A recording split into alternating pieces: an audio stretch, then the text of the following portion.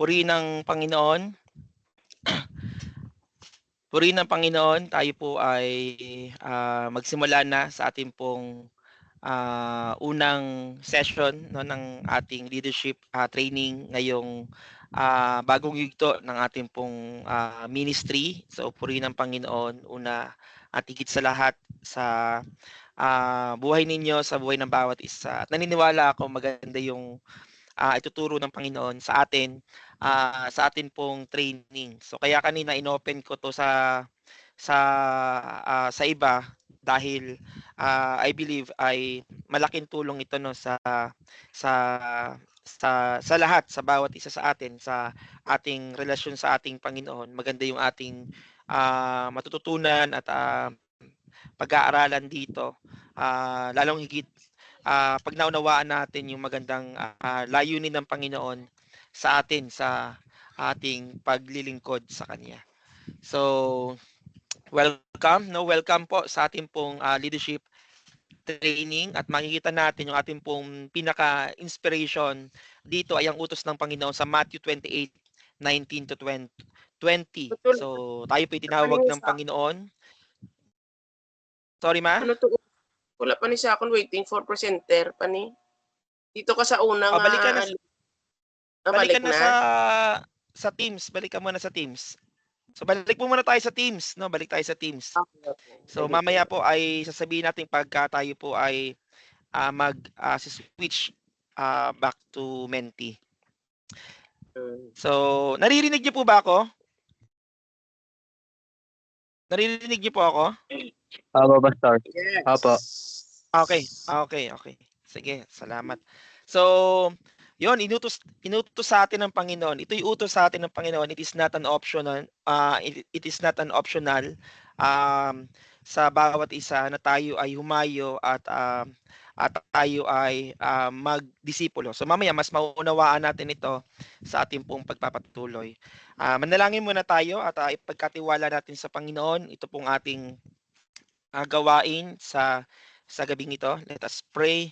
Panginoon, maraming salamat sa kabutihan ninyo. Salamat sa biyaya ninyo, Panginoon, na inyo pong Panginoon pinagkaloob sa opportunity na kami po'y matuto, ma-equip, ma-train, Lord, para po kami po ay maging mas kagamit-gamit sa inyo pong ubasan at kami, Panginoon, ay magampanan namin yung inyo pong panawagan sa amin to go and make disciples, Panginoon.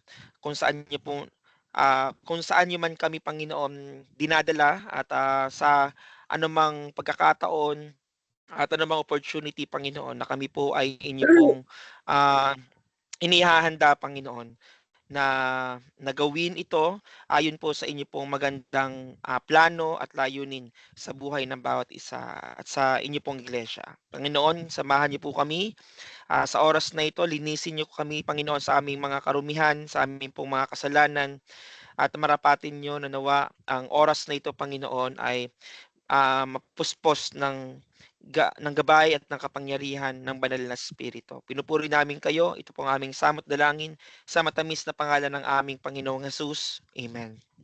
Amen. So, sa ating pong pagsisimula ay ang ating pong tema sa gabing ito ay ating pong pinamagatang The Call to Lead and Witness. No? The Call to Lead and Witness. At ngayon po, dahil sabi ko nga po kanina, tayo po ay lilipat-lipat tayo. So hintayin nyo lang yung signal ko. Kapag sinabi kong doon tayo sa Menti, so mag-switch po kayo. So si Jared, no, open ka ng browser. Click mo, type mo mentimeter.com o kaya menti.com. Ito, menti.com. Ipasok mo yung code na 28130305. Okay. Menti.com 28130305. So ngayon ay meron tayong 7 na nandito sa ating Menti. So make sure nasa Menti na po kayo. Ito po yung ating unang uusapan natin dito, no? So, ang ating gagawin ay magkakaroon tayo ng short reflection, okay? Short reflection about sa iyong o sa inyong um, gospel moment, no? Sa inyong mga experiences sa pag-share ng good news, okay? Ng mabuting balita na it posible, no? Posible ang iba sa inyo may experience, posible ang iba ay wala. So ito yung ating titignan ngayon sa ating pong mga activity. Pakitignan nga kung nag-switch na sa inyo. So ito yung ating unang tanong. Pakisagutan, how often do you find yourself sharing the gospel with others? So, pag nag-click po kayo ng sagot dyan, ay hindi makikita yan dito sa Teams pag nakasagot na kayo o so pag nakasagot na kayo ay lipat kayo sa Teams para makita niyo yung result. Pero huwag kayong mag-alala, no? Huwag kayong matakot dahil confidential. Hindi makikita dito yung pangalan natin o sa mga sagot natin. So safe tayo dito. So paki-confirm kung nakikita niyo na si screen niyo sa Menti, no? Punta kayo sa Menti. Gusto natin dahil nga ito po yung training, so ay gusto natin ito maging interactive, no? So yan. So salamat. Okay? So hindi ko alam kung sino 'yan. So you can you can share. I mean you can be pwede ka mag pili ka lang, no? Kung ano man yung um, talagang katotohanan, no, na experience mo. So, wag ka matakot kasi dito nga tayo, kaya nga tayo nagte-training eh. So para matuto tayo at ma-lead tayo sa magandang plano ng ating Panginoon. So rarely. So um 2 out of 9, no? So 2 out of 9 yan rarely. So 100% rarely. Sige, hintayin pa natin yung tugon ng iba. So ayun. So rarely. Okay? May napindot Sige po po na wala. sige pasok pa po. I-enter pa tayo hanggang lahat tayo ay makapag pasok ng ating pong mga mga entry. Sige. Kung kayo po ay may struggle sa pag-enter, magsasabi lang po kayo kasi yun nga, gusto po nating malaman kung bakit hindi kayo makapagpasok o makapagsagot. Kasi ito yung maging effective lang tong ating training, no, kung tayo po ay mag-share dito.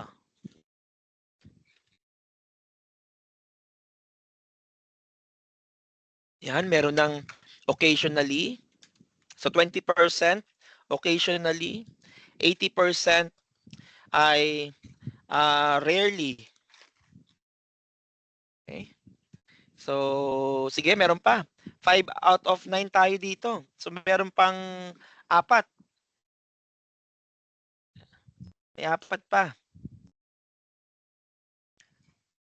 Sige po. Asa na kayo? Di, ano na? I-ano nyo lang, no? Ipasok nyo lang yung inyo pong entry. Yun, 17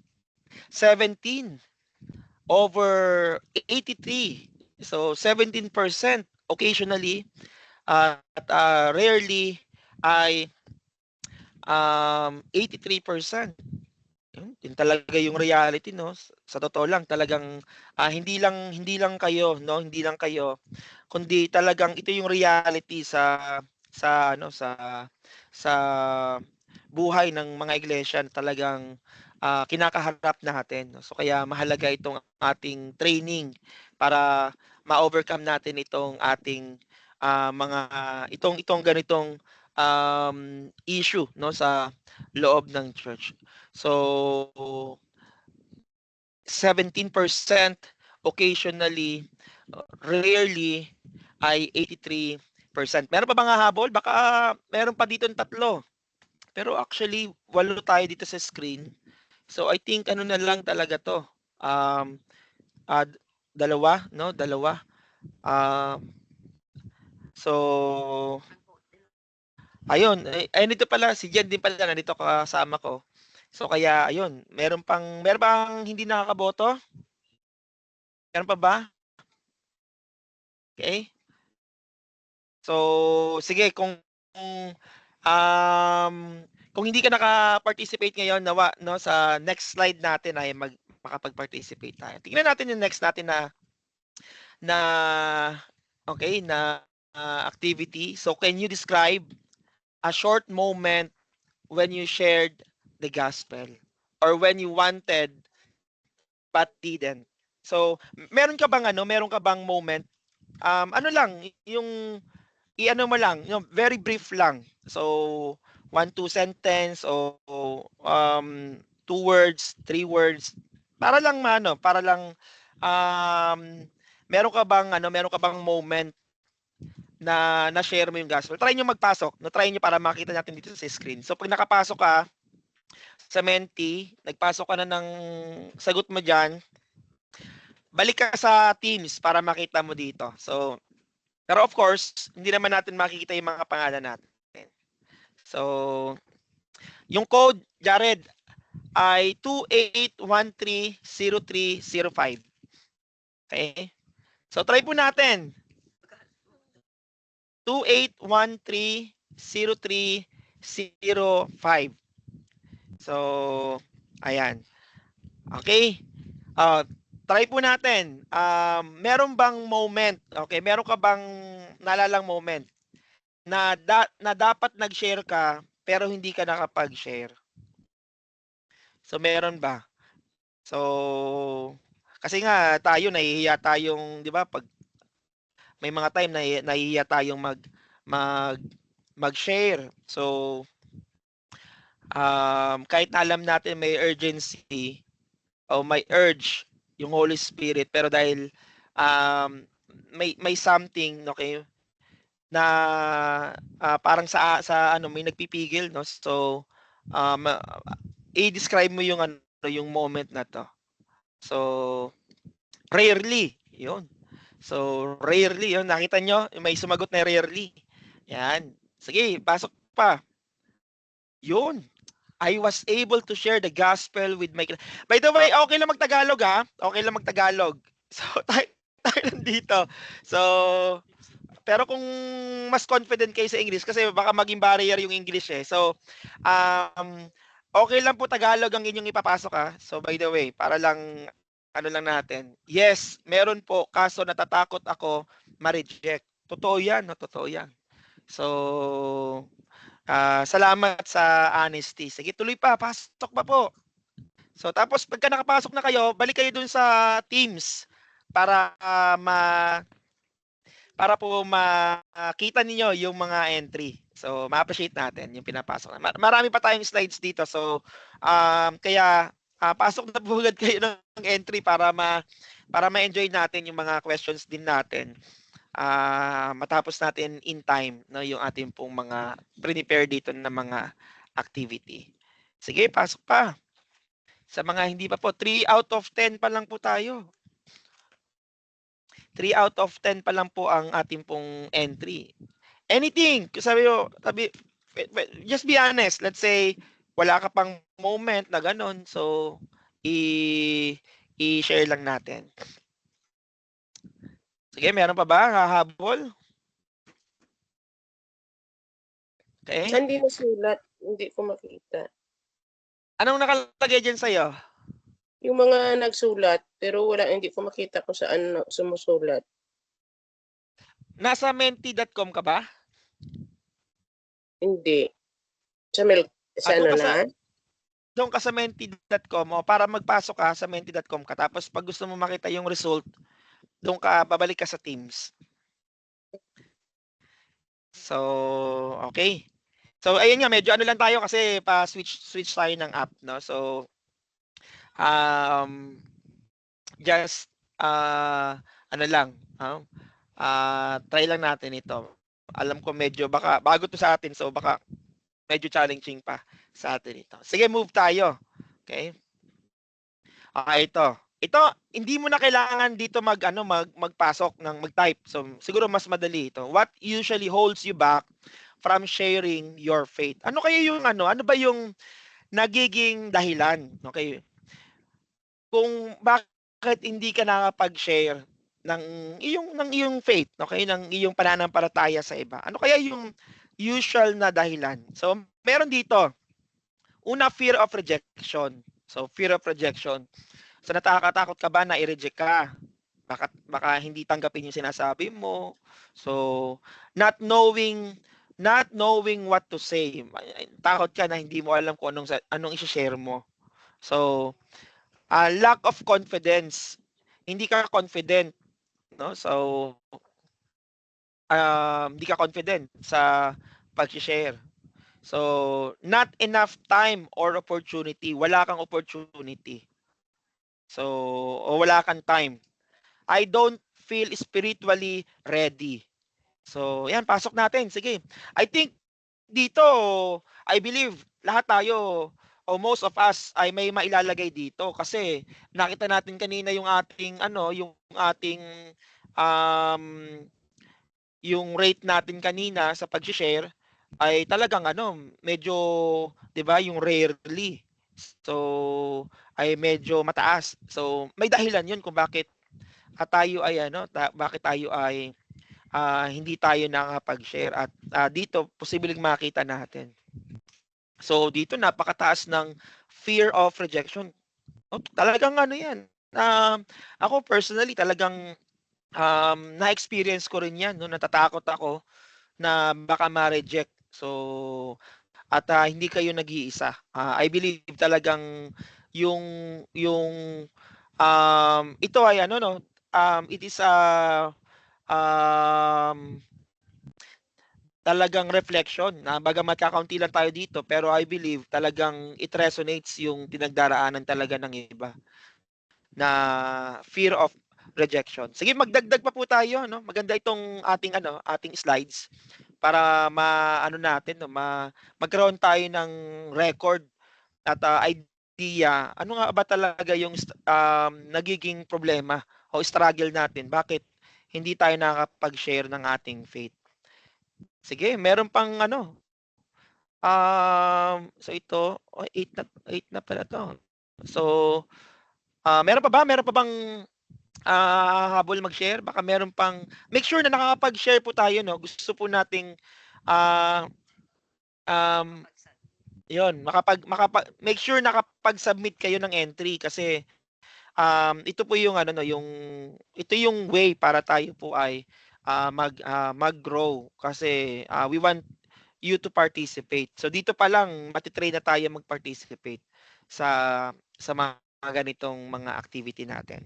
So yun nga kasi gusto natin maging interactive po yung ating training. So ayun, so sana ay okay lang po sa bawat isa.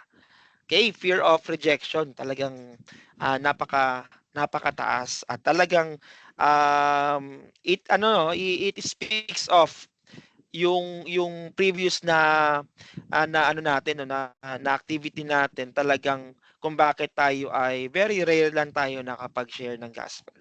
Sige, salamat no, salamat. Next, ay ito. I think ito ang ganda nito. So, Cloud. So, what is one small step you can take this week to be a more faithful witness for Christ? So, very early sa ating lesson, may challenge na agad sa atin. Ano yung gusto mong gawin? So, nakita natin yung reality na talagang merong 'di ba? Ah, merong tayong struggle, no? Pero ang sabi sa Bible, which is mamaya mas titignan natin, mas pag-aaralan pa natin. Ang sabi sa Bible ay kailangan tayo mag-make disciples and talagang it is our calling, no? It is our responsibility to share the gospel at knowing na ito ay utos sa atin ng Panginoon. Ano kayo yung pwede nating gawin, no? For us to step out of our comfort zone. I think that is a word. Try nyo magpasok ng word. Sige, any word, try natin. Pasok kayo ng any word and then balik kayo dito sa screen. Tingnan natin. One word, okay. one word na sa tingin mo that you can take this week to be, okay, yun, pray for someone. Okay, salamat. Pray for someone. Sige, magpasok pa tayo. Okay? Tignan nyo, ang ganda nitong ano, ganda nito pag na, pwede ka magpasok ng ano eh, ng, um, isa lang pala yung ano no, yung nakalagay doon no. Sabi multiple. Pag ano, tika lang. Isa lang pala yung try natin magpasok, no? Sige. Meron tayong isang entry dito. So, pasok tayo ng ano ng word, one word, two words. What small step you can take this week to be a more faithful witness for Christ? Sa tingin mo, ano yung pwede mo pang gawin? So, pwede mong ano no, pwede mong ulitin yung nakita mo sa screen. Okay, pwede kang maglagay ng bago na sa tingin mo ay pwede mong gawin para sa Panginoon this week. Sige.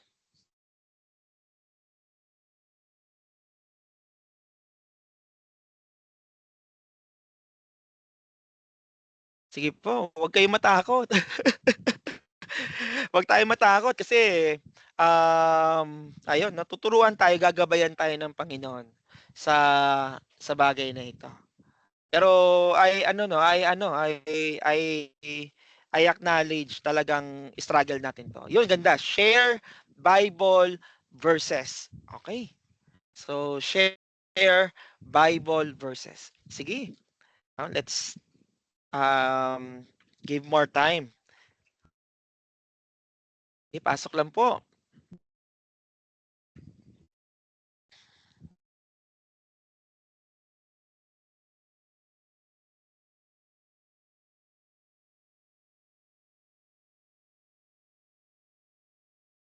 Okay? Waiting. Yun, meditate. Meditate. Ganda, no? Ganda. Meditate. Talagang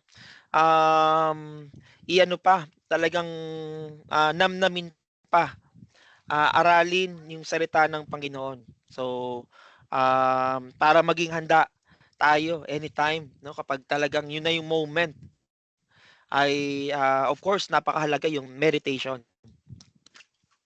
Sige. Pasok pa. 4 pa lang po. Yan, 4 na nakapag-share. Meditate ulit. Meditate the word of God. Okay. Meditate the word of God. Yun, salamat. Meditation. I think yung word na meditate ay mas umaangat ngayon, no? So, ang ganda nga, no? Be a living testimony. Ayun. So, I think, pag inulit-ulit niyo yung word na meditate, yan, lalaki yan. Ito yung ano eh, kasi kakaunti lang tayo. Pero pag marami yung ano, nagpapasok. Ayan, meditation, meditate the word, pray for someone. Ayan. Okay, meron pa ba? So I think yung pinaka malaki dito na bibigyan ng ng emphasize ay yung yung meditate, no, nakita natin. At napakaganda, unang hakbangin na gawin natin this week is to meditate the word of God, okay? Especially in relation sa magkaroon tayo ng bigyan tayo ni Lord na desire to share the gospel. So, to be a faithful witness of Christ. So, salamat sa mga nag-share. Sige, move tayo. Ay, parang may humabol pa. So, ayun, okay. Devotion. Okay, devotion. Okay, salamat. So, let's move to the main slide. So, balik na po tayo sa Teams at i-standby nyo lang yung inyo pong Menti. So, standby lang po natin. Balik po tayo sa Teams. So, the call to lead and witness. So, titingnan natin yung biblical foundation of spiritual leadership, no? Spiritual leadership sa oras nito. Kung titingnan natin sa Bible, ang sabi sa Acts 1:8, okay? Acts 1:8. Sige, hilingin natin na basahin ito ni Kokoy. Sorry. Kokoy? Sige po. But you will receive power when the Holy Spirit has come upon you, and you will be my witnesses in Jerusalem and in all Judea and Samaria and to the end of the earth. So, makikita natin dito ang ating Panginoong Hesus ang nagsasalita dito. Okay? Ito yung bago siya umakyat sa langit na bayan, sa langit, at dito makikita natin yung scene na kung saan ay nagsasalita ang ating Panginoong Hesus, at habang siya ay nagsasalita, siya ay umaangat, no? Okay? Umaangat paakyat ng langit, no? At sa next na scene nga dito makikita natin ay merong nagpakita sa kanilang anghel, no? Bakit sila ay naroon pa at sila ay parang mga nakatulala sa langit. Okay? So at dito makikita natin hindi lang yung 12 disciples ang narito sa moment na ito nung iniwan ng Panginoon ang kanyang commission, okay? Sa mga disciples, at actually itong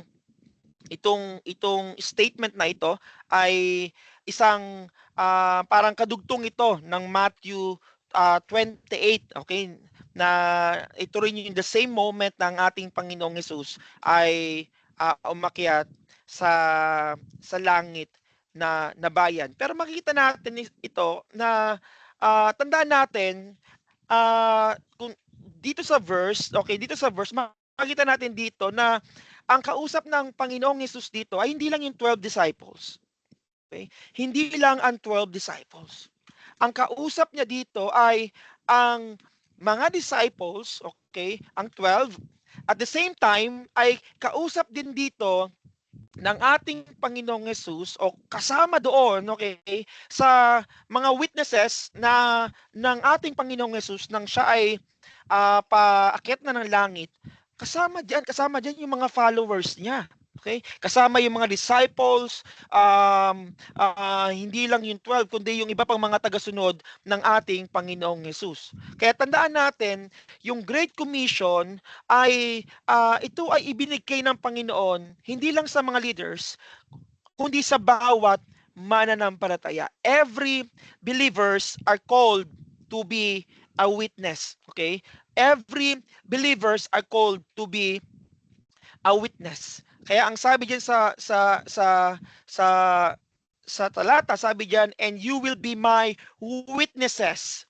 So you will be my witnesses in Jerusalem. So laging nag-start doon sa Jerusalem, okay? In all Judea, doon sa karatig, okay, na bayan, and then in Samaria, then medyo lumawak, and then to the end of the earth. Nang ibig sabihin, talagang yung idea ng Panginoon sa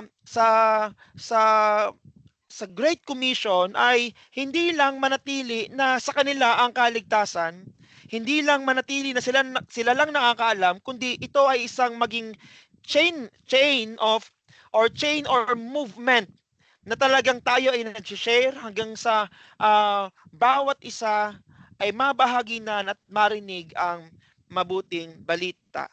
So, kaya ang utos na ito, tandaan natin, ay utos ng Panginoon sa mga disciples. Pero tandaan natin, nung inutos ito ng Panginoong Hesus, inutos niya ito, okay, hindi lang dahil sa inutos silang na wala siyang ipinapakitang, okay, halimbawa. So, kung makikita natin ang ating Panginoong Hesus, nung siya'y nabubuhay pa, siya ay nagpakita ng magandang example at pattern.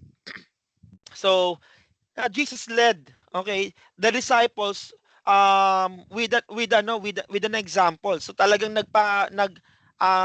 pinakita niya ito, okay? Practice niya rin ito nung siya ay nabubuhay pa. At makikita natin dito nung Sunday inaral din natin ito, yung the Samaritan woman, yung encounter ng ating Panginoong Hesus, na kung saan ay ang ating Panginoong Hesus ay nag-share siya intentionally, okay, doon sa Samaritan woman na naging dahilan upang ma-reach out yung buong community ng mga Samaritans na alam natin ang mga Hudyo galit sa mga Samaritano, pero ang ating Panginoong Hesus hindi niya iniisip yon. Hindi niya iniisip yung pwedeng isipin ng mga tao, okay, ng mga even ng mga disciples dahil si Jesus ay isang Hudyo at ang mga Hudyo ay walang dealings o hindi talaga sama o nakikisalamuha sa mga hindi sa mga Samaritano. Okay? Pero tingnan niyo ang sabi ng ating Panginoong Hesus nung ang kanyang mga disciples ay nakita siya, okay, na nakipag-usap sa Samaritan, okay, sa Samaritan woman at ito inalok nila ang ating Panginoong Hesus ng pagkain kasi sila nga ay naglalakbay papuntang Judea o papuntang I think papuntang Judea kung nagkakamali. Then makikita natin dito verse 34, inaalok nila ng pagkain si Jesus Christ, and then yung Samaritan woman bumalik na, okay? After na witness ni Christ yung Samaritan woman, and then ang Samaritan woman bumalik na doon sa kanyang pamilya, sa kanyang bayan, at doon ay isinere yung kanyang encounter sa ating Panginoong Hesus. So ito nung inalok si Jesus ng pagkain ng kanyang mga disciples, ito ang sabi ng ating Panginoong Hesus, "My food is to do the will of Him who sent me and to accomplish His work." Tingnan niyo yung food na inaalok ng mga disciples ay physical food. Pero sinagot sila, dinirect sila ng ating Panginoong Hesus hindi doon sa physical food, kundi doon sa sa spiritual, kundi doon sa spiritual priority ng ating Panginoong Hesus na pinakita niya dito yung bigat at saka yung kung gaano ka kahalaga, yung tinatawag nating accomplishing the will of God. Okay? Ibig sabihin talagang hindi masama yung pagkain, okay? Hindi masama 'yon. Hindi masama yung mga material na mga bagay, pero makita natin dito, pinakita ng ating Panginoong Hesus kung ano ang pinakamahalaga at that moment sa encounter na ito sa Samaritans. So my food is to do the will of Him who sent me and to accomplish His work. So ngayon, ano ba yung gustong sabihin dito ng ating Panginoong Hesus? Sabi niya dito, "Do you not say, there are yet 4 months, then comes the harvest? Look, I tell you, lift up your eyes and see that the fields are white for harvest."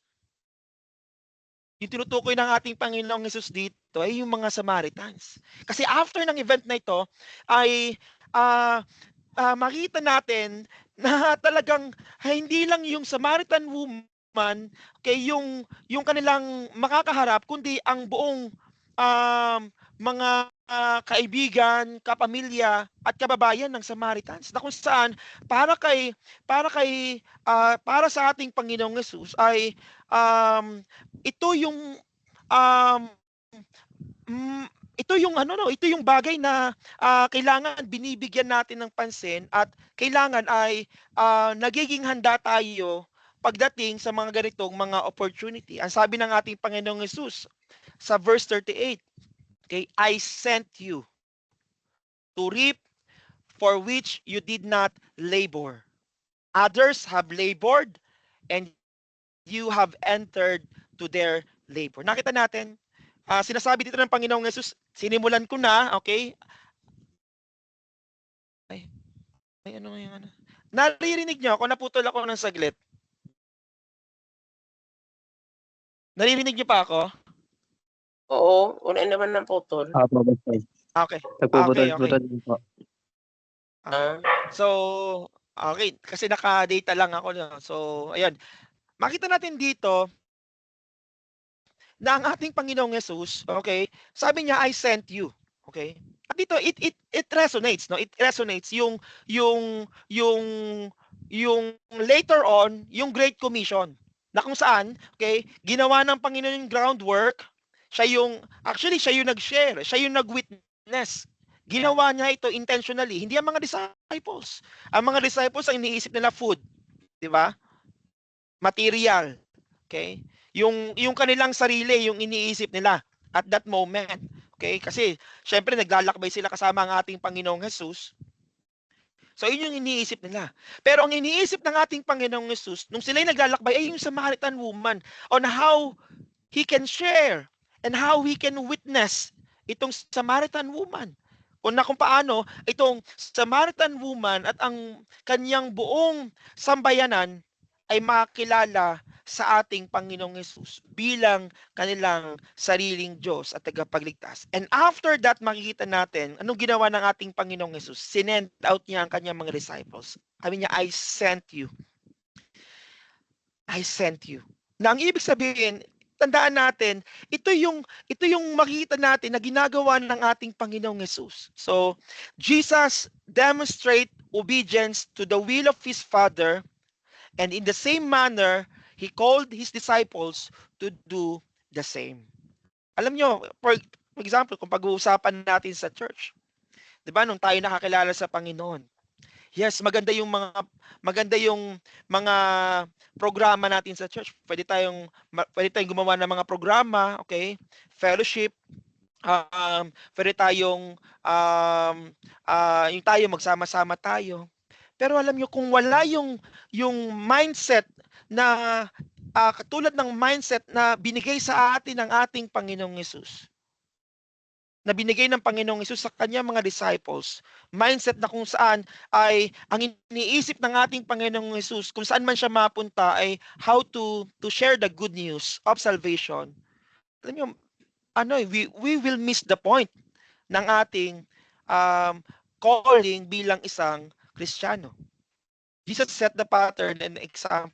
And this pattern continues. Kung titingnan natin, tandaan natin, the Great Commission has been passed down from Jesus, ang ating Panginoong Jesus, ipinakita sa kanyang 12 disciples, and then sa Great Commission, hindi lang sa 12, okay, sa mga followers niya, and then makita natin sa mga apostles hanggang sa panahon natin. At kung titingnan natin, tingnan niyo ang sabi ni Paul, tingnan niyo, it resonates yung pattern na in-establish at talagang ipinasa sa atin ng ating Panginoong Jesus. So, hilingin natin si Kleng. Kleng, pakibasa. Hello po, naririnig po ako. Apa, naririnig po. 2 Timothy chapter 2 verse 2. And what you have heard from me in the presence of many witnesses, entrust to faithful men who will be able to teach others also. So, salamat, Kleng. Nakita natin, ito yung utos ng ating Panginoon eh. Okay? Anong narinig niyo sa akin, okay? Anong narinig niyo sa akin, natutunan niyo sa akin, ipasa niyo ito. At ito rin yung pinapasa ni Paul. At makikita natin diyan kung anong sabi ni Paul, kung anong narinig mo sa akin, Timothy, ipasa mo ito. Okay, ipasa mo ito. At yung pinagpapasahan mo nito, okay, ay turuan mo sila na ipasa din nila ito. And then, the chain the chain continues hanggang ito ay nakaabot sa iyo at sa akin. Tandaan natin, nakakilala ka sa Panginoong Hesus, naligtas ka dahil merong isang tapat, okay, na lingkod ng Diyos, isang tapat na sumampalataya sa ating Panginoong Hesus, na sumunod sa utos na ito to share the gospel. Tandaan natin, alam nyo, it is indeed a great privilege. No? It is a great privilege na maging bahagi ka sa chain na ito, sa movement na ito.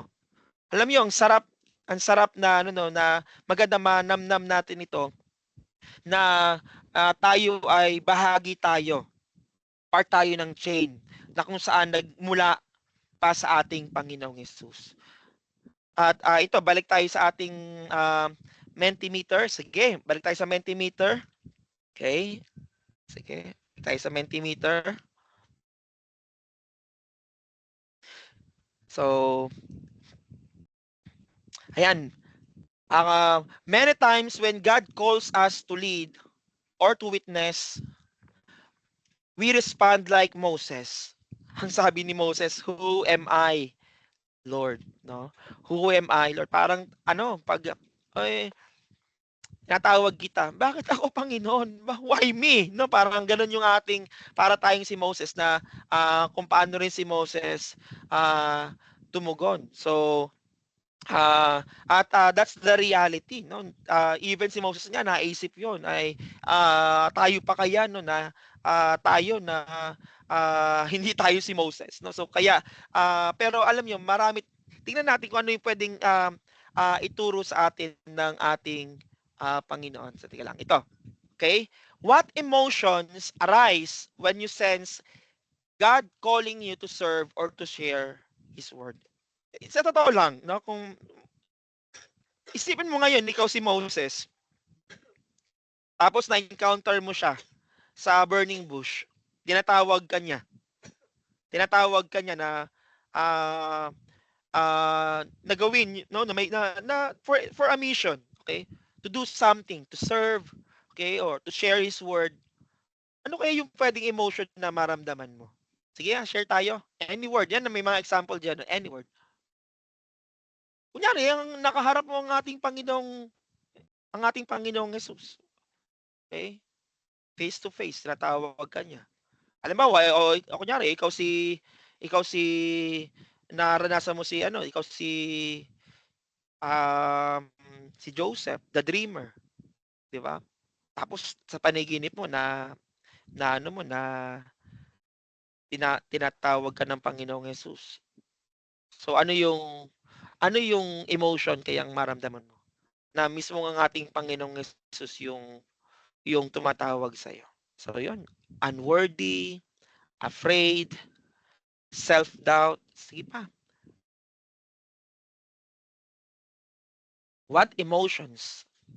Ano kayo pwedeng ano kayo yung na pakiramdam, no? Unworthy, okay? Self-doubt, honored, yun.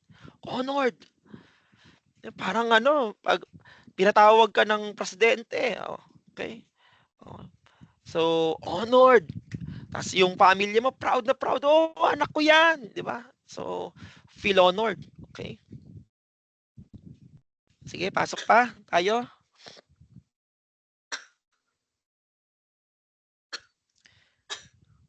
Okay?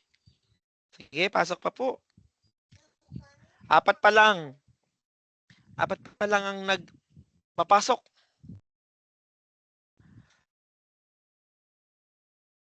Excited. Yun. Amen. Amen. No, amen. Excited.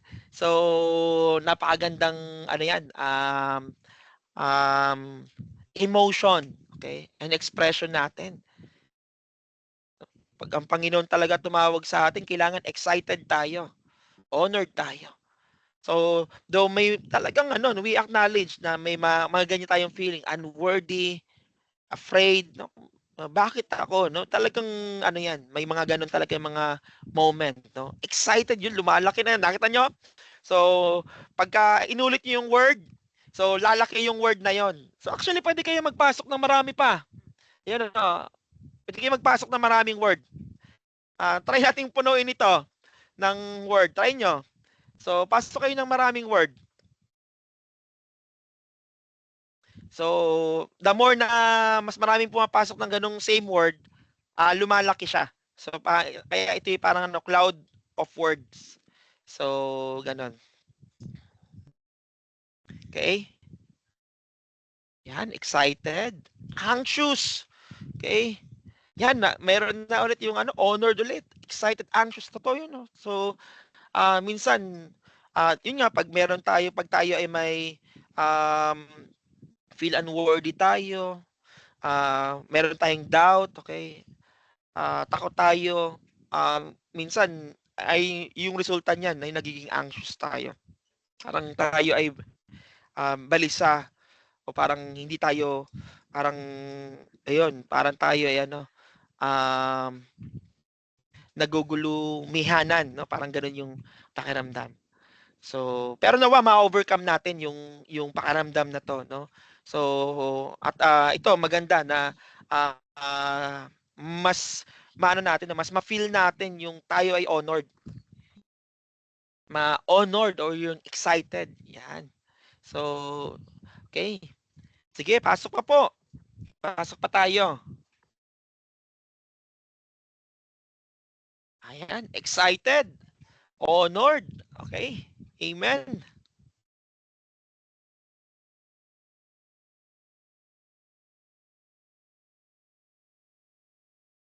Okay. Sige, move tayo sa next slide.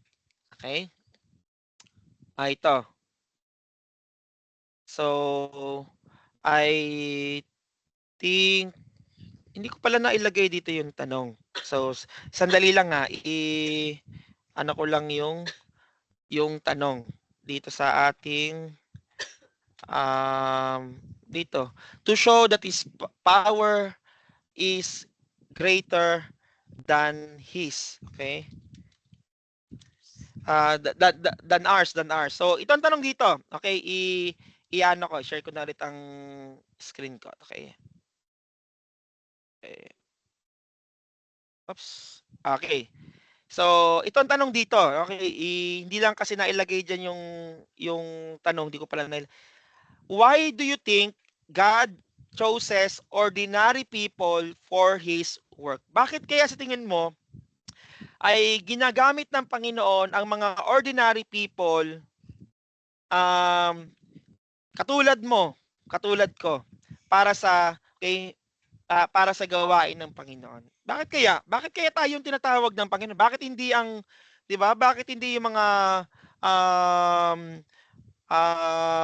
sa tingin natin ay yung parang dalubhasa. Okay, bakit yung fisherman? Bakit si halimbawa bakit si bakit si Peter, no? Bakit si James? Bakit si John? So yung mga hindi naman to mga aral, no? Ayun yung bakit why God is choosing ordinary people like you? So ganda, no? Salamat. Yan, four. Apat yung pumili to show that his power is greater than ours. Yan. So, sige po. Pili pa tayo. Okay? 6 na yon. Okay? Totoo yan, no? Totoo. Amen. No? Totoo. To show that his power is greater than ours. So, kasi kung ang tingin natin ay magaling tayo, marunong tayo, eh, 'di ba? Ang natataas ay ang galing natin. Pero ang Panginoon, biruin niyo, tinatawag tayo na talagang sabihin natin na na um, walang okay, sabihin natin ang tingin natin talagang unworthy, okay?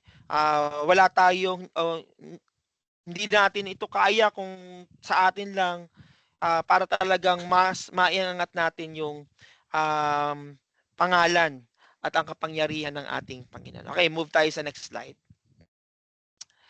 So, tingnan niyo, ito yung sabi ni Moses, no? Sabi niya, "Oh my Lord, I am not eloquent, but I am slow of speech." Ito ang sabi ng Panginoong Jesus. Sabi ng Panginoon, okay, the Lord, okay, of course, in the Old Testament, okay, the Lord, sabi ng Panginoon, okay, who gave human beings their mouths? Sabi niya, now go, I will help you speak and teach you what to say. Alam niyo, baka may struggle ka. Baka meron kang baka 'di ba, katulad ni Moses, na nafi-feel mo na ma-reject ka, nafi-feel mo na unworthy ka. Pero pag ang Panginoon na yung tumawag, in the first place, tinawag tayo ng Panginoon sa kaligtasan. In the first place, inutusan tayo ng Panginoon to go. Ito ang promise ng Panginoon na how He promised, okay, si Moses, I will help you, speak and teach you what to say. So kaya alam nyo, talaga yung mga struggle natin. Maganda yon that we admit yung mga struggle natin. But we praise God. Kasi the Lord will not let us, okay, na talagang manatili tayo doon. He will, He will equip us at He will guide us all throughout. Basta sumunod lang tayo sa Kanya. So ito, what is one area where you need to trust God more in your calling to lead and witness? Sige, mag-share tayo. Words, okay? 2 words, 3 words. Ano yung area sa tingin mo na kailangan mo pang magtiwala sa Panginoon para magawa mo yung calling sa iyo ni Lord? Sige, ano sa tingin mo? Ayun, may example diyan. Speaking in front of people, 'di ba? Finding courage to start conversation. Tagalog, pwede. Okay? So, Tagalog. So, pag-isipan natin. Okay. Um ano kaya yung area sa buhay mo na kailangan mo, kailangan mo pa para lalo ka pang, okay, magtiwala sa Panginoon. Sige, pasok po tayo. Ang ating entry. What is one area where you need to trust God? Yung weaknesses mo, yung kahinaan mo.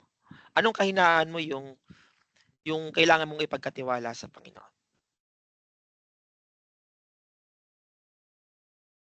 Sige, pasok po tayo ng ating entry.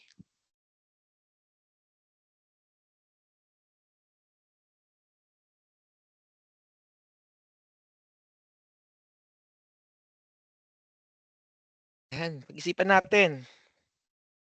What is one area, anong isang bagay, yung kahinaan mo, na sa tingin mo kailangan mong ipagkatiwala kay Lord para magawa mo yung calling niya sa iyo to lead and witness. Pasok tayo ng ating sagot.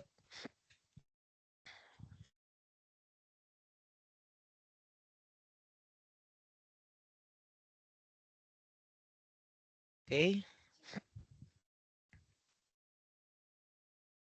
Hindi kailangan maging mahaba yung sagot. Yun. Wisdom, okay? Baka struggle tayo, 'di ba, kung ano yung sasabihin natin. So, we need wisdom.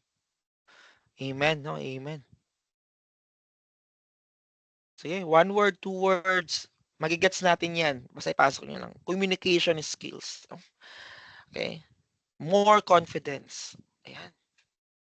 Tama yan. Talagang dyan tayo. Kailangan natin yan. Kaya ang ganda rin ng pinapasok nyo. Kasi sa training natin, ay at least malalaman ko kung saan tayo magbibigyan na ano yung ating bibigyan ng pansin sa moving forward sa mga training natin para tayo ma-equip. Okay? At basta pagkatiwala lang natin sa Panginoon. Sige, pasok pa po tayo. Pasok natin. 3 pa lang po ito. Kayong mahiya, no? So, 2 words, 3 words. So, express mo lang. Ano yung one area sa buhay mo that you need na ipagkatiwala sa Panginoon? Preparation. Ayun. Ito na yun, no? So, ito yung equipping natin. This is part of our preparation. So, part ito ng ating preparation. So, kaya pag hindi tayo equip, hindi rin tayo marunong ito, kung kanina yung ating, yung ating poll kanina, di ba? Ay how much more kung buong church yung tinanong natin. Talagang, I believe, marami talaga, posible nga hindi pa talaga naka-experience mag-share ng gospel. And because one of the issue is preparation. So kaya kailangan natin itong ating leadership training, no? So ma-equip tayo. Judgment. Okay. So ma-judge tayo, no? So ewan ko kung yun yung context ng judgment, ma-feel mo ma-judge ka or ma-judge mo rin yung iba, parang ganon. So pero isa yan sa mga kailangan nga nating ipagkatiwala, no, sa Panginoon. So judgment din kung kailan ka mag-share. So 'di ba yung moment, yung discernment, wisdom kung kailan tayo mag-share ng gospel. Sige, meron pa ba? Share pa tayo. Yan, God's power. So mahirap talaga pag hindi yung kapangyarihan ng Panginoon, talagang mag-fail talaga tayo. Mag-fail talaga tayo. Definitely, we will fail. Kung kapangyarihan lang ng tao na atin, yun talaga ng yabang lang, di ba na? Ay ako, marami na akong nasira ng gospel. Di ba? So, yabang na mas tumaangat yung yung yabang natin. Or 'di ba yung kaysa kapangyarihan ng ating Panginoon. So kailangan natin ng kapangyarihan ng Panginoon kasi talagang ang ating Panginoon lang yung pwedeng magligtas. So sige, pasok pa tayo. 4 pa lang po itong nagpasok. Oh, hindi, ano na to. Pero 4 lang dito, so posibleng merong nagdoble. So sige, papasok pa po tayo. Yan. Okay. Lack of anointing, no, lack of anointing. So I believe yung lack of anointing ay sa pagsunod ito sa Panginoon, no. Obedience ito sa Panginoon. So talagang pwede nating yung lack of power, power na galing sa ating Panginoon. So kaya kailangan nating sumunod. Kailangan nating mag-prepare, okay? Magbasa ng Bible, mag-meditate, okay? Ma-equip tayo para ready tayo. Para talagang yung banal na spirito talaga yung magano sa atin, mag-empower sa atin na maging witness tayo ng ating Panginoong Yesus. Okay, sige, maraming salamat. Next slide tayo.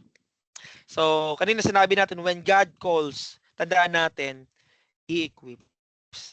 At tandaan natin, ang Panginoon ang siyang tumawag sa atin lahat. So tingnan natin, balik tayo sa ating teams, no? So sagutin natin, why me, Lord? Why me, Lord? Bakit ba? Bakit ikaw? Bakit ako? Ano ba yung pinakamalaking dahilan? Bakit kailangan mong mag-share ng gospel? Ano ba talaga yung pwedeng 'di ba? Ano ba yung pwede nating isagot sa Panginoon? Why me, Lord? At ang sagot diyan, tandaan natin, it is because Christ died for you. Alam niyo, naniniwala ako na isa sa malalim na dahilan kung bakit hindi tayo nakakapag-share. Yung pinakaugat, no? So kaya ito yung gusto kong actually ito yung gusto kong manamnam natin, mga kapatid. Bawat isa na nakikinig sa inyo sa oras na ito. Ito yung nami-miss natin. Ito talaga yung nami-miss natin. Yung ating appreciation, okay, sa ginawa ng ating Panginoong Yesus. Kaya nga tanong, is there anything or any reason why we shouldn't follow Christ's commission to share the gospel to others? Knowing na si Jesus namatay para sa iyo, para sa akin, may dahilan ka ba? Meron pa kaya tayong dahilan na hindi ka mag-share? Na ang Panginoon, He did the groundwork sa iyo, katulad ng Samaritan woman. He did the groundwork for you. Inabot ka ng Panginoon. Siya ang umabot sa iyo. Ang kaligtasan, galing lahat yan sa ating Panginoon. Gumamit siya ng tao para ma-reach out ka, ma-share ka ng gospel. Para ma-realize mo that si Christ, ang ating Panginoong Jesus, He died for you. Now the question, is there any reason na hindi ka susunod sa calling ng Panginoon, sa commission ng ating Panginoon? Tingnan natin, di ba? Tingnan niyo, Romans 5:8. Romans 5:8. Hilingin natin si Kat, pakibasa Romans 5:8.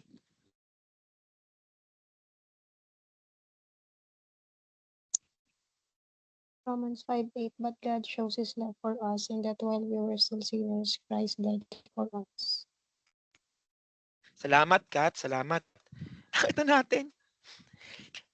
God shows His love for us. Yung pag-ibig ng ating Diyos, demonstrate na ito by giving His only Son, Jesus Christ, on the cross. Alam niyo, i-meditate natin itong Romans 5:8. At kung maunawaan natin ito, naniniwala ko, wala tayong pwedeng hindi kaya natin gawin para sa Panginoong Hesus. Talagang, ito yung reality. Alam nyo, kung, di ba, pag may mga manliligaw, sabi, gagawin ko ang lahat para sa iyo. Sa pag-ibig ko sa iyo. Di ba? Di ba? Sabi pa nila, ibibigay ko yung buwan, mga ganyan, na iba palang buwan ang ibinibigay. Merong yung iba talagang extra effort para lang ma-express nila yung kanilang pag-ibig sa kanilang sinisinta at sa kanilang minamahal. At ang ating Panginoong Diyos, ang ating Ama sa langit na bayan, ipinahayag niya ang kanyang pag-ibig sa atin sa pamamagitan ng kanyang pagbibigay ng kanyang bugtong na anak, ang ating Panginoong Hesus. Alam niyo, ito yung problema. Kapag hindi natin ito naunawaan, yung lawak at ang lalim ng pag-ibig ng ating Panginoong Hesus, nagre-reflect ito kung paano tayo tumutugon sa ating mga gawain at sa ating commitment sa ating Panginoon. Let's reflect sa talatang ito. Tingnan natin ito. Tandaan natin, our response to obey the Great Commission is the reflection of how we respond to the cross. Ito yung problema. Na tayo, ang church, tayong mga Christians, tayo, nagpo-focus sa tayo, katulad ng mga disciples, na focus sila sa food, sa physical food, sa material food. Pero dinirect sila ng ating Panginoon sa isang mas mahalagang bagay. Kundi ito yung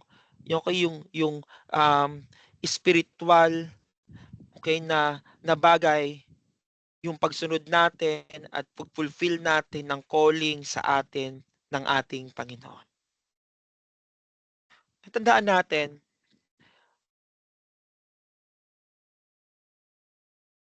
yung gawain natin, yung ginagawa natin, specifically yung Great Commission, dahil ito'y utos ng Diyos, at yung ibinigay niyang buhay doon sa krus ng Kalbaryo, namatay siya para sa iyo, at inabot ka niya. So how will you respond kapag ang ating Panginoong Hesus nag-request sa iyo? O hindi request, nag-utos sa iyo, gawin mo ito.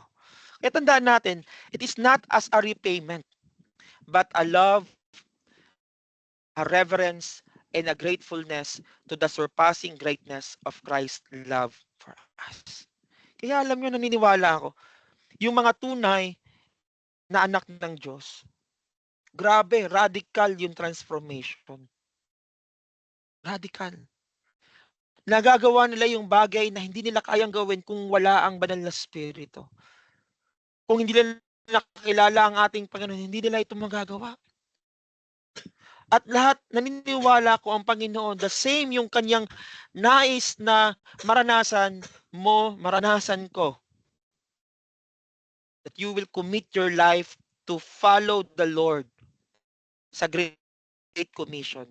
Everyone must share the gospel. Kaya kailangan nating ma-equip. Kaya kailangan nating mag-meditate. Kaya kailangan nating magbasa ng Bible. Kaya kailangan nating mag-aral, matuto. Dahil ito ay utos ng ating Panginoon at ito yung kailangan nating bigyan ng priority, okay? Ng pansin sa ating spiritual life. Kasi balang araw, ikaw at ako ay haharap sa Panginoon. Kaya nga, kung tatanungin kita, gaano mo kamahal ang ating Panginoong Hesus? At kung gaano mo ba pinahalagahan yung ginawa niya sa cross para sa iyo? Gaano mo pinahalagahan yung gospel? Alam niyo sabi ni Paul sa Philippians 3:7-8. Tingnan niyo ang sabi niya. Sige, hilingin natin si Monica. Monica, pakibasa. Philippians 3 verse 7 to 8. But whatever gain I had, I counted as loss for the sake of Christ. Indeed, I count everything as loss because of the surpassing worth of knowing Christ Jesus my Lord. For his sake, I have suffered the loss of all things and count them as rubbish, in order that I may gain Christ. Wow, salamat Monica. Grabe no. Ito yung, alam niyo kung bakit ganito yung tugon ni Paul sa ating Panginoong Hesus? Because of his that is because of his response to the cross. Kasi ganito kumilos ang ating Panginoon. Sa lahat ng mga tunay na talagang tinubos ng ating Panginoon, ang banal na Espiritu talaga yung nagbabago sa atin. Okay, nagre-renew sa atin, nagre-renew ng mind, nagre-renew ng heart natin.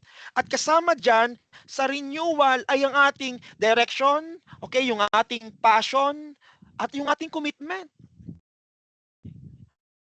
Kaya makita natin dito talagang para kay Paul, talagang sabi niya, I count everything as loss for the sake of Christ.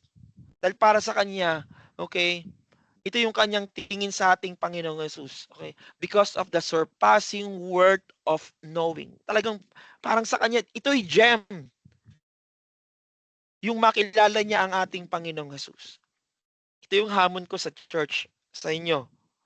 As leaders, as future leaders. May gato ka bang passion sa Panginoong Hesus? Huwag natin isipin, si Paul naman kasi yan. Ang Panginoon yung nangungusap sa iyo. Kaya nga sinulat ito para maging pattern natin. Gaano mo kamahal ang ating Panginoong Hesus? Nakikita mo ba yung worth ni Christ at yung worth ng cross para ikaw ay sumunod sa Panginoon? Sabi niya, in order that I may gain Christ. In order that I may gain Christ. Kasi naniniwala ako. Tandaan natin, hindi works, hindi ito makakapagligtas sa atin, not works. But the fruit of our true salvation, the fruit of our true and genuine relationship with Christ is a genuine commitment and compassion for Christ. Compassion, love, okay? Reverence sa cross na magta-translate sa pag-ibig natin sa mga minamahal ng Panginoon. Mamahalin mo ang minamahal ng ating Panginoong Jesus. Okay, balik tayo sa Mentimeter. Okay? Ayan. Every believer is called not only to serve inside the church, but to share Christ outside of it. Okay? Evangelism is not a task for a few, but a lifestyle for all who have experienced His grace. Tandaan natin, hindi ang evangelism ay hindi ito, okay, hindi ito sasabihin natin, para lang yan sa ilan, okay? Ito ay calling ni Lord sa lahat. Kailangan maging part ito. Ito yung ating prayer. Maging part ng DNA ng Kalaka Baptist Church at magsisimula ito sa leaders, sa bawat isa sa atin, sa iyo, sa akin, that kapag merong opportunity to share the word, the gospel, we will take that opportunity. Kaya kailangan, okay, magpa-train tayo, magpa-equip tayo para ready tayo anytime to share the gospel. So ngayon, okay, who is God placing in your heart to reach with the gospel? Sa ngayon, sino nilalagay ng Panginoon sa iyo? Sige, as we continue to reflect sa ating mga pinag-aaralan at tinuturo ng Panginoon sa iyo, I believe the Lord is speaking to you. The Holy Spirit is working within your heart. So, kung meron kang share ng gospel, sino ito yung una mong nasa isip, nasa puso mo? Amen. Family. Mag-share ka sa iba, tapos yung family mo, hindi mo na-share. Family. Amen. Ay, sige, pasok lang po tayo. Wow. May ibang word ba tayo makikita kaya? Family. Alam niyo talagang ito yung ating pag-pray. Ito yung aking prayer. Alam sa totoo lang, kung bibilangin natin kung ilan ang pamilya sa loob ng Kalaka Baptist Church. Dito pa lang sa call na to, ilang family na tayo. At kung maaabot natin 'yan, puno na tayo sa church. At kung magkakaroon tayo ng heart na ang bawat isa ma-equip to share the gospel, that ikaw, ako ay are able to share the gospel to reach out sa ating mga family. Madala natin sa Panginoon, tunay na makakilala sa ating Panginoon, ma-transform sila, ma-renew sila, okay? Wow! Tayo pa lang, puno na tayo sa church. Yan, close friends, no? Close friends. So, parang tingnan niyo doon, Jerusalem, okay? Judea, yung Jerusalem yan yung family mo. Yung Judea, ayan yung close friends mo, okay? Sa inner circle mo. Samaria, ayan na yung mga nasa friends mo rin, pero medyo, okay, mas malawak na, okay? At yung, 'di ba? Other parts of the world ay ayan na yung ay na yung mga hindi mo kakilala, okay? Acquaintances, pwede yung neighbor, pwedeng Samaria yan, Samaria, okay? Workmates. So, pwedeng sabihin nating yan, no? So, Samaria natin. So, pero pag yung other parts of the world, ay na yung mga hindi natin talaga kakilala, that we intentionally reach out. So, napakaganda. Kung meron man tayong unang dapat bigyan ng pansin, family, okay, close friends, neighbor, workmates, okay? O may mga students dyan, classmates nyo, ba? Classmates. Pray nyo yan. Pray natin yan, okay? Sige. Salamat na move tayo sa next slide natin. Ito. How do you sense God leading you to share the gospel? So, meron ditong ilang mga options, okay? By building relationships and showing Christ's love, by sharing my personal testimony, by teaching or leading Bible studies, by serving in outreach or missions, by supporting and encouraging others who evangelize. So sa tingin mo, saan ka diyan? Saan ka nililid ni Lord? Sa mga category na ito. Sa pag-share ng gospel. Sige. Pili tayo. Ayun. By sharing my personal testimony. Wow. Ay, tandaan natin, that is one of the very powerful yung testimony natin. One of the best powerful gospel tool yung ating pong testimony. So amen. Okay? Yung Samaritan woman, yung testimony lang talaga yung ginamit niya doon, no? So makita natin. By building relationships and showing Christ's love. Yun. No? So building relationship muna. Okay? So meron kang intention. Very clear yung intention mo to share the gospel, pero ang strategy mo, build a relationship. Wow. Ganda yan, maganda yan.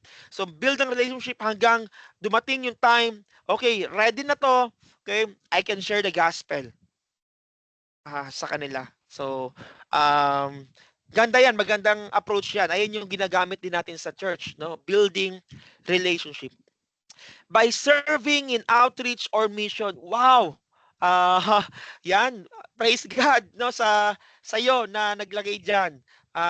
Kailangan natin ng mga makakasama natin sa mission, okay, sa outreach.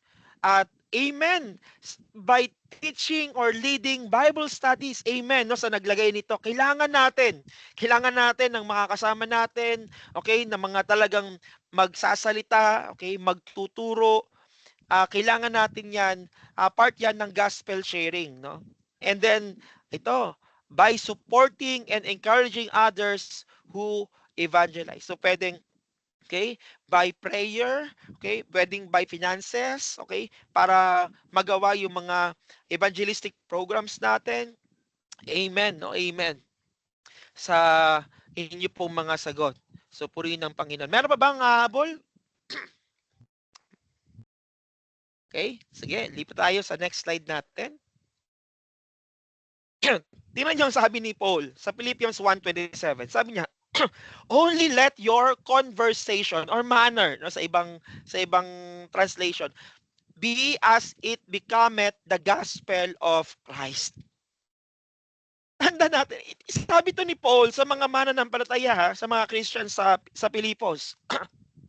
Nire-remind niya, okay, ang mga believers, okay, na yung buhay natin, yung words natin always should point to the gospel. Kaya alam niyo, pag ito yung problema, kapag yung gospel ay hindi naging sentro ng buhay natin, na-out of focus tayo, na-out of agenda tayo. Yung church, kapag hindi na naging gospel-centered yung church, wala nang evangelism, okay? Tayo, no, nawawala tayo sa pinaka purpose ng church kung bakit tayo narito. So, kaya tandaan natin, evangelism is not just about speaking, it's about living the message we proclaim. Kailangan ipakita natin sa lifestyle natin, and then kailangan talagang lagi intentionally, okay, pinagpipray natin and ready tayo anytime. Kapag dumating yung point, we have opportunity, we are able to share the gospel. We can convert our conversation into a gospel sharing moment. Wow! 'Di ba? Naalala ko, hindi ko na pa nakita niyo yung share ko kahapon. Grabe, nakaka-amaze. Naghahanap lang kami ng lupa. Kasama ko si Kokoy kahapon. Naghahanap lang kami ng lupa. Then, na-share sa akin ng nanay, na may cancer, stage 3 cancer, yung kanyang anak, na nandun din sa bahay nila, na nakausap ko, na-meet ko rin. Sabi ko, can I pray for you and your family? And then, pinag-pray ko sila. Bago ko pinag-pray, then, nag-share tayo ng gospel and they accepted Jesus Christ as their Lord and Savior. Maraming pagkakataon, pwedeng ganyan yung moment na maranasan natin. Hindi mo inaakala, pero nakita mo, nililid ka ni Lord that you need to share the gospel. And you should be ready. And we should be equipped sa bagay na yan.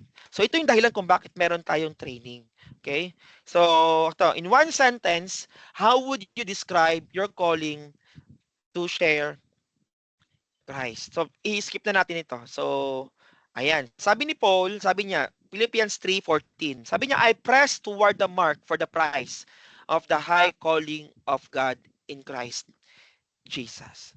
So, tandaan natin, okay, balang araw ikaw at ako, haharap tayo sa Panginoon. Kung meron ka mang dapat i-invest sa buhay dito, wag yung material things, not the food. Yung parang yung sa disciples, diba? Not the material things, not the physical things. Invest your life to fulfill the mission that God has given you. Ang sabi ng ating Panginoong Yesus, di ba? Sa mga disciples, naalala nyo? Anong sabi ng ating Panginoong Yesus? Di ba? Ayan. Balik tayo dun sa page na yan.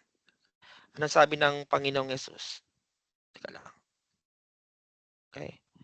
My food is to do the will of Him who sent me and to accomplish His work. Ito dapat yung bigyan natin ng pansin. alam niyo, everything will just follow eh. Yung food, ibibigay ng Panginoon.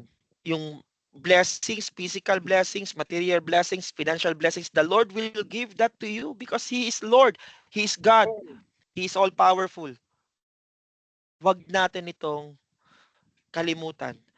Balang araw, haharap ka sa Panginoon. Haharap ka sa Panginoon. So, ayun yung maging goal natin. Ayun, doon tayo tumingin. Okay? Na talagang magawa natin yung panawagan ng Panginoon sa buhay natin. So, every moment, okay, pag-pray mo that every moment will be a moment and an opportunity for you to share the gospel. So, be ready. Be ready. Kaya ngayon pa lamang ay ma-equip na tayo. Okay, magpa-equip, umattend tayo ng mga training, umattend tayo ng care group. Kung may Bible studies sa bahay nyo, join. Kung nagpe-pray pa tayo na mag-open ng Bible study. So, open nyo yung bahay nyo for Bible study. Mag-involve ka. Okay? So, join the Sunday worship, join the fellowship, invest your life sa Panginoon to fulfill your calling, to fulfill your mission, maging equipped ka para anytime pag may opportunity, you're able to share the gospel because you are equipped. Okay? You are equipped. So finally, dito tayo sa final natin. Balik na tayo sa ating pong tapos na tayo sa Menti. So ayan, dito tayo sa activity natin. Okay, ito po yung ating, sabi ko nga, meron tayong assignment, no? So next week wala tayo, pero meron tayong gagawin. So ang ating gagawin next week ay magbibigay kayo sa akin, okay? So magsasubmit kayo sa akin ng inyong accountability partner. Gusto natin na magano to, okay? Itong ating ginagawa ay hindi lang tumanatili sa atin. So find an accountability partner. Pag sinabi mo accountability partner, a person na talagang pinagkakatiwalaan mo, Christian, okay? That you will pray with. Sama kayo magpi-pray at kakamustahan kayo, we'll spend time together. So hanap kayo ng accountability partner. Kukunin ko ito, no, ililista natin ito, ire-record natin at para meron kayong ka prayer warrior. So sabi niyo, pakisama sa prayer, kapatid. Meron akong share na gospel, itong kanyang pangalan. So, pwede mo ba akong samahan? So, ganon, no? Accountability partners. So, pwede kayong magkamustahan. So, pili ka, at least isa. Okay? So, pwedeng wala dito sa group or pwedeng nasa within the group. So, hanap tayo ng ating accountability partner. Okay? So, pa-follow up natin ito next week. And then, this week din ay maglista ka na ng pangalan ng prospect mo na ipagpipray mo. Ngayon, prayer time pa lang. Ipipray mo pa lang. Okay, pagpipray mo that you will share the gospel to that person. So, we will go through this step by step. Okay? Pero sa ngayon, mag-isip ka na ng pangalan na kung saan prospect mo to, yung taong ito, nasisharean mo siya ng gospel. Pwedeng office mate mo, pwedeng family mo. So, intentionally, aabutin mo yan at magtutulungan tayo, okay? Magtutulungan tayo. So pag-aaralan natin yung sharing ng gospel, pero sa ngayon, isulat mo lang muna, okay? This week yan, within 2 weeks, kailangan magawa natin ito. So, itatrack natin yung mga bagay na ito. Okay? Sige, meron ba tayong tanong? Okay tayo doon?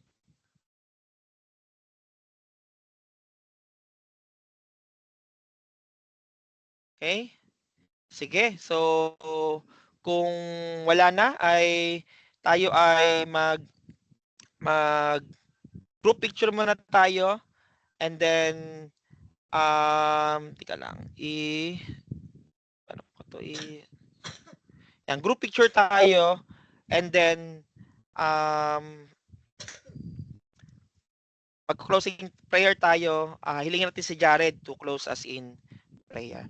Pero mag-group picture muna tayo. Sige, open natin ang ating camera. Okay. Ang camera ko ay ano yung hindi ano. Ayan oh. Kaya open po ang camera. Camera ko ay tingnan nyo kaya sira yung sa naming ano eh. So kaya kitang-kita yung kurtina. Okay. Sige, paki-open po ng camera. Okay. Yan, salamat. Jared. Waiting sa'yo, Jared. Nandiyan ka ba, Jared? Ikaw mag-pray, ha? Ate Christy. Jared, nandiyan ka ba? Confirm lang. Wala pong ilaw. Ay, walang ilaw. Okay, sige, sige. Ate Christy, ikaw. Basta ikaw mag-pray, Jared, mamaya. Ate Christy. Okay.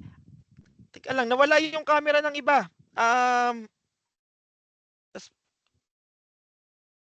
Ate, ay, Rai, nawala yung camera mo, Kokoy, tsaka Mama? Or ako lang ba ang ano? Ayan, Rai, paki-open na, mag-i-screenshot na ako. Ma, Open naman eh.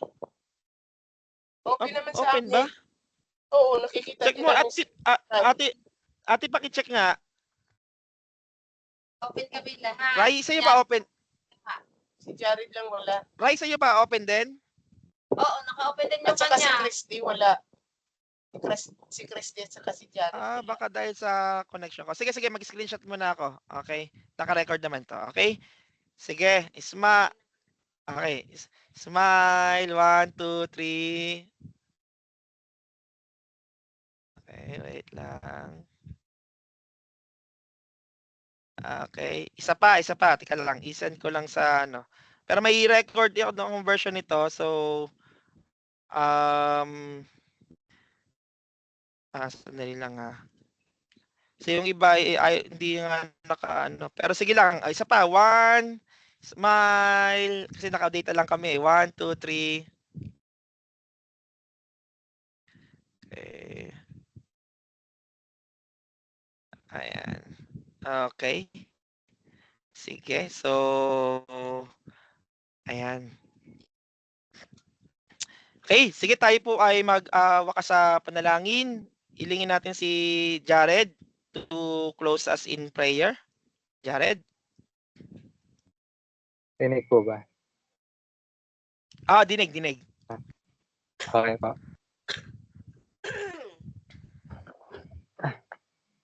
Okay, tayo po ay manalangin. Dakilang Ama, Panginoon namin Diyos, maraming salamat po sa oras na ito na pinagkaloob niyo sa amin, na kami ay maging successful, Panginoon, sa aming online leadership training, Panginoon. Panginoon, maraming salamat din po sa availability ng bawat isa, sa time nila, Panginoon, at sa pakikinig ng inyong salita. Muli, Panginoon, ay kami ay karoon ng bagong alituntunin, Panginoon, na layunin para muli ay may palaga ng Panginoon muli ang salita, at kami ay lumago sa aming pananampalataya. Lord, maraming salamat po sa naibahaging na salita ninyo, Panginoon, at sa gabing ito ay kaya siyang mag-ingat din sa amin sa bawat araw na daraan, linggo, at Panginoon ay naway bigyan niyo po kami ng maayos na kapahingan sa aming natitirang oras, Panginoon, sa gabing ito. Panginoon, sa inyo po binabalik natin po rin po salamat sa papuri. Ito po ang aming sabdalangin. Pasalamat. In Jesus' name pray. Amen. Amen. Maraming salamat po. Magandang gabi. At sa linggo, tayo po ay magkita-kita. Tayo po ay may sa linggo, bukas care group, at sa Sunday po ay tayo po ay may lunch fellowship. So recommitment. So kung tayo po ay as much as possible physical, makasama natin ang bawat isa. Message lang po kayo pag meron ko po kayong concern. At yon. So, sa Sunday, bukas, and then sa Sunday, magkita-kita tayo. Next week, prayer meeting. Meron pa tayong speaker, doktor, galing sa Malaysia. So, looking forward.